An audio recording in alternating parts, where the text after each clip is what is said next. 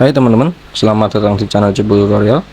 Kali ini saya akan membagikan bagaimana sih caranya mengatur aplikasi default atau aplikasi bawaan yang ada di HP Android. Oke, yuk kita simak videonya. Teman-teman bisa buka setelan terlebih dahulu.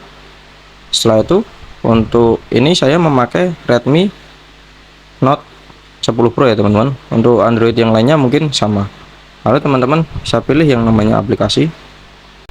Setelah itu teman-teman pilih kelola aplikasi. Lalu teman-teman pilih yang titik 3 ini teman-teman, pojok kanan atas. Teman-teman pilih aplikasi awal. Nah, di sini teman-teman bisa mengganti sendiri ya aplikasi-aplikasi yang akan digunakan sebagai defaultnya.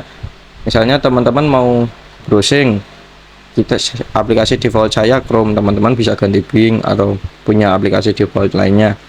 Misalnya teman-teman pesan, teman-teman bisa ganti aplikasi pesan lainnya.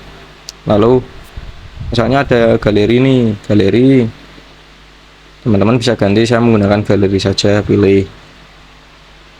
Di sini teman-teman bisa mengganti apa saja ya, peluncur bisa diganti, musik bisa diganti. Oke, sekian tutorial dari saya, semoga membantu. Jangan lupa tekan tombol like, share, dan subscribe.